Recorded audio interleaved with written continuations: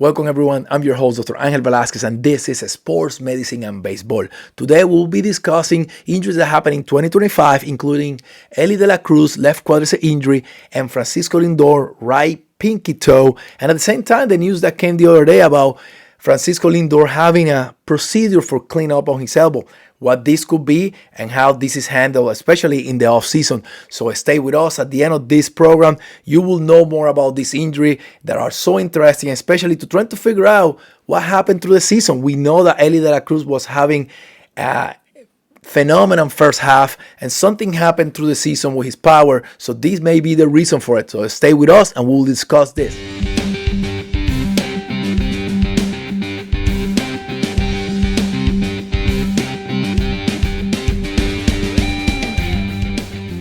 Welcome back. We're going to start talking about Elly de la Cruz injury. Recently, President of Baseball Operation Nick Kroll has some comments on a radio station about what was happening with Elly de la Cruz through the season. And he said this: if you look at this last year, and I think a lot of people don't know this, at the end of the year, like toward the end of July, he was dealing with a partial torn quad. And that's what Nick Kroll said. And the next day he came back and mentioned it was a left quad strain, which is a partial tear. So he made it clear that definitely Elly de la Cruz has some injuries to the season, and they are talking about at the end of July, and that probably affect his performance through the season. So as a sports medicine and baseball, today we will discuss what is a quadricep injury and how this could affect his performance on the field. So first, quadricep is the muscle that is helping or controlling your leg extension. Means when your knee is extended or you're kicking, that's where the quadricep is activating. So a player like Elly that is fast, have a lot of speed, and it is playing an important position like shortstop, a quad injury can limit his motion, limit his speed, and limit definitely his power. So when he's pushing off, that's when the quad is activating. So when he's getting off the box, pushing off, especially on his left quad as a left-handed hitter, that's the leg that he's going to need to create power when he's hitting, and at the same time, well, he's going to need to get off the box to run to first base and steal bases too. So first, the quadricep injury, it is divided in three different categories: grade 1, grade 2, and grade 3, depending how many fibers, I should say, the fibers that are disrupted. So a quad strain with a grade 1, that will be more an injury when there's some inflammation surrounding the muscle or in the muscle, but there's no definitive tearing of those muscle fibers. A grade 2, when it's a little bit of partial tearing, and a grade 3 is when the muscle is completely torn or separated. So those are the 3 degrees or grades that we have for muscle injuries. And you know the treatment is going to be depending of the grade. A grade 1, decreasing the inflammation, strengthening program, and take about 2 to 3, sometimes 4 weeks to go back, especially in players at a high level. Not for somebody like you and me, we may be able to do things sooner, but for them that need to be close to 100% to perform on a high level, will take about 2 to 4 weeks. A grade 2, most of the time take about 6 to 8 weeks. There's more partial tear, so the initial stages is decreasing inflammation, getting those fibers starting healing or fusing together, and then go back to the strengthening and conditioning. Obviously, when they are waiting for these fibers to fuse together before they start going to full contraction of that muscle with a lot of speed, they're working on other muscle groups so they don't lose conditioning and they don't lose other strengthening in the body. And the grade 3, that's the one that can take a little bit more time. That's the one that can take a month up to 3 months to go back from the injury. But that's the way that we typically expect these players to or the time that these players should miss. But everybody's different. And in this case, looks like Elly didn't miss too much time. Looks like he played through it. So it's make me feel that wasn't a serious quadricep injury. Obviously, the team want the best for him, and this is a decision making between medical staff, player, and the GM and president of baseball operation. They all get together and they have this meeting and they discuss the injury and see if this is an injury that can jeopardize his career or not. And looks like didn't. Look like he was able to handle through it. But obviously, at the end of the day, we as a fan start looking, and the public view is more looking about his performance. How did he do, and this affected or not his playing time, number one, and number two, his performance into the field. And Elly De La Cruz, it is a phenomenal athlete. This guy has all the tools to be successful in the sports. If you look at the first 2 years, he is with right there with some of the players with the best two first season, especially in the category of speed and power. 3 players that have 100 stolen bases in those first 2 years. So if you look at it, he started really good. He had a good sophomore year that a lot of the players go down, and he did really well in 2024. And if you look back in the spring training of 2025 and you look back in the first half of the season, he had a phenomenal first half of the season. He was definitely able to improve and going in the right direction. And obviously, things happen and this injury happened. And probably one of the reasons why his numbers went down. Look at the speed. He was 98. He was 100% down in 2024 as a fastest man in baseball, and went down to a 90 percentile last year. So if you look at it, 90 percentile is not bad, but it's not the 100% that he's capable to be. At the same time, you look at the defensive metrics for him. He was among shortstop, out above average. He was 98 percentiles in 2024, and he was down to 11 percentile in 2025. So definitely, this affected his ability to field and his ability to play, especially in the defensive side.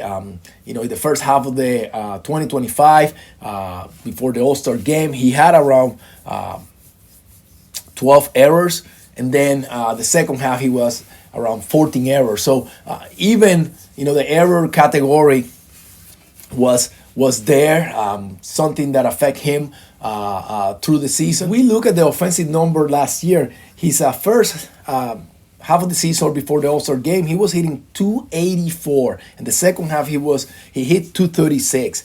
His OBP was 359, or on base percent, and the second half was around 303. His homers, he was 18 homers in the first half of before the All-Star game, and he ended with 4 homers. And his stolen bases went from 25 to 12. So definitely, something happened to Elly on some point in July that affect his ability to play the game. And you even look back at some of the things that people are talking about, and they mention about the off-speed rates that he was getting. That the fastball went down, the off-speed went up, and definitely that's a factor that can be the reason. This is a graph that I found on internet that say that how much his fastball went down with that red mark right there, and the green tell you how the off-speed went up. And definitely looking from the outside, not knowing that he has an injury, you can tell that the pitchers adjust to him, no question about it, and you can tell that he was unable to adjust to that. But at the same time, this major league players, professional major league players at that level, definitely are gonna pick up on what areas are you lacking or what areas are you unable to adjust and attack you in that way. And for us, the question is, does his ability to adjust was just the fact that he is 23-year-old and his skills are declining? Probably not. Or it is just that something will happen with him that physically he cannot adjust. So think about this. He hit mostly left-handed, right? Because there is right-handed pitchers most of the time. And when he is trying to adjust to that pitch, you get a fastball, you are just reacting. You have milliseconds to react to that fastball, and it's just about your eye-hand coordination and your how quick you are to get the barrel into the ball. When you have on an off pitch, you're loading, you're getting that foot down, and then you have to adjust when you recognize the pitch. And when you recognize the pitch and you adjust, you have to slow down your motion and then activate those muscles again. Well, there's something called proprioception, and that's the ability of the brain and the muscle to contract when the brain wants you to contract. The brain sends a signal, the signal goes to your muscle, and then your muscle react and do what you want it to do. So if there is a delay in that proprioception, there is going to be adjustment period. So he may not was not able to adjust to those pitches because physically was harder for him to do. Biomechanically in the body was a lot harder for him to do. So, definitely there is a factor there that we have to take in consideration. Then when you're talking about stolen bases, you are taking off and you are pushing with that left leg. That's the leg that he had an injury. So definitely, stolen bases and attempt to stolen base was decreased because of this injury. Fielding wise, the same. If you are fielding the ball and your reaction time and the way when your brain say let's move and your body take a little bit of time, reason why he could not get to the ball on time, get that reading. He may read the ball, those bounce, but he was unable to get the way that he is able to. So all those things definitely affect, and I had no doubt that the reason for his declining on the second half of the season is related to this injury. And now for decision making. This is a decision that is made by the organization with the player. And if the player is unable to play, unable to perform, and they're on significant pain, they're not going to put him out there. This guy, some point of the season, the Reds were not, in the pennant race. They came back and they were able to be, fighting for that wild card spot. But on some point into the season, they were not. So there was an easy decision at that time to slow him down and to rehab appropriately, unless he was strong enough and he was good enough to play.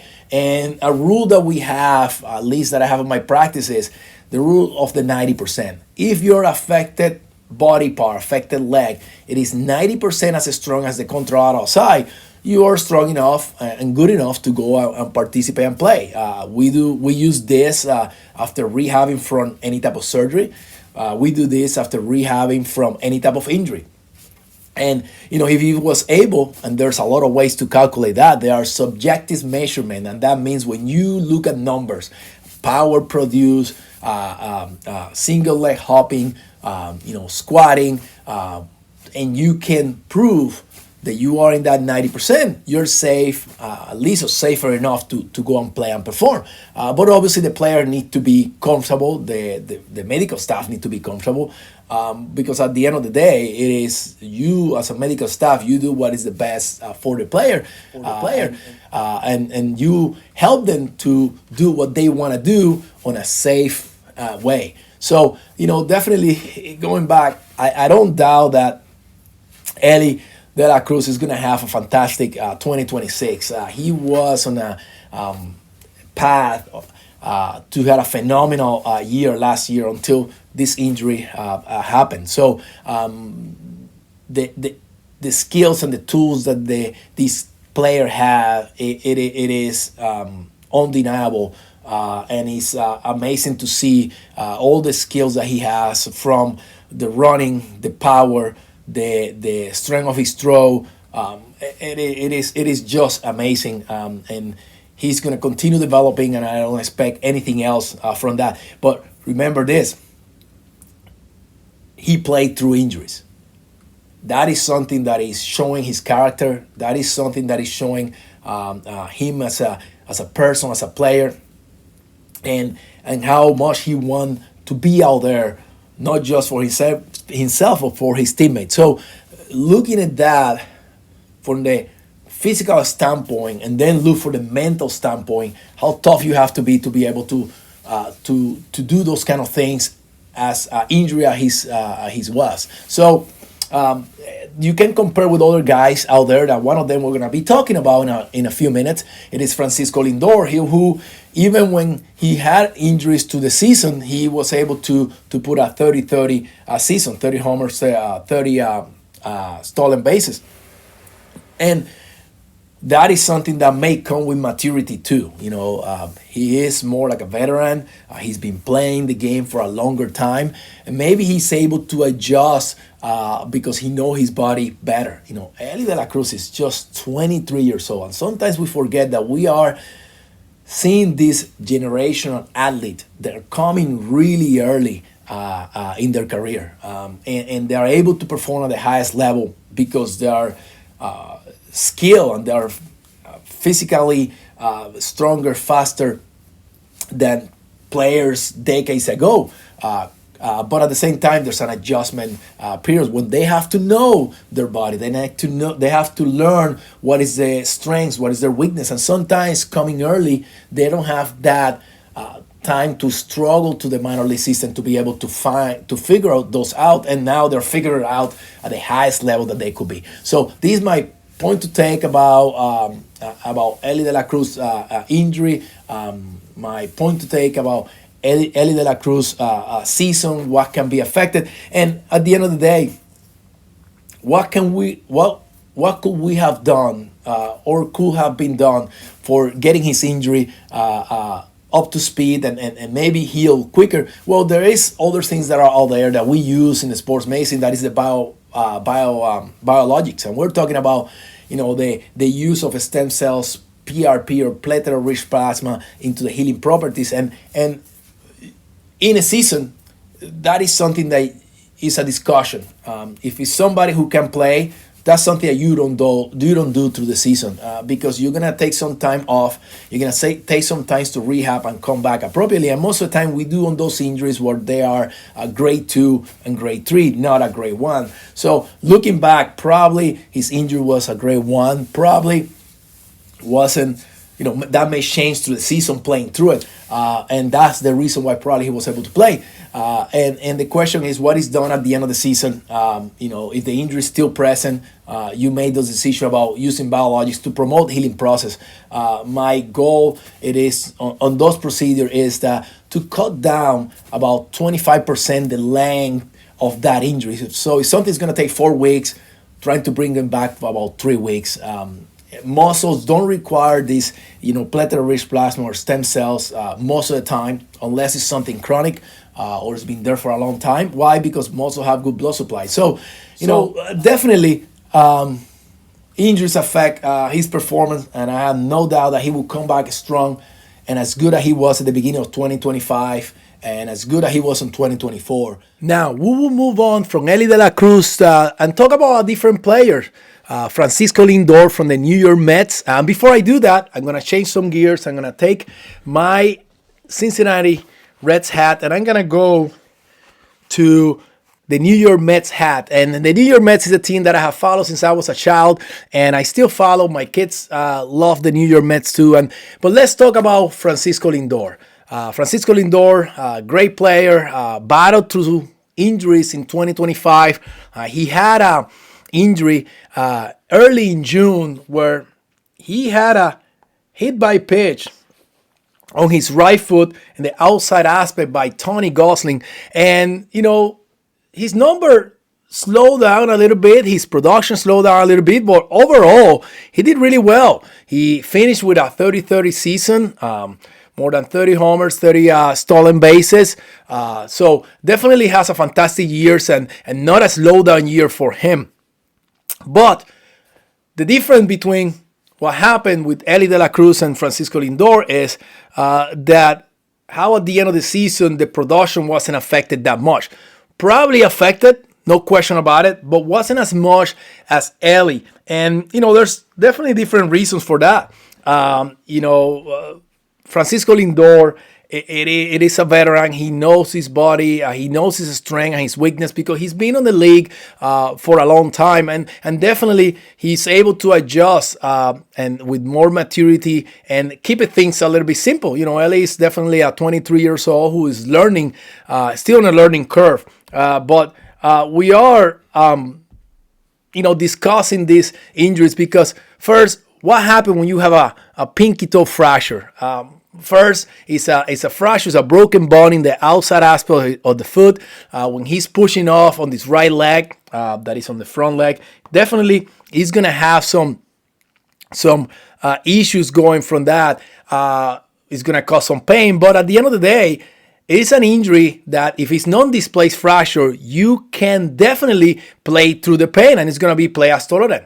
So he avoided the injury list. How we know now, we used to know as a disabled list, but that's changed for reasons. And now it's the injury list. And we were able to, or he was able to manage the pain and was able to come back and contribute to his team.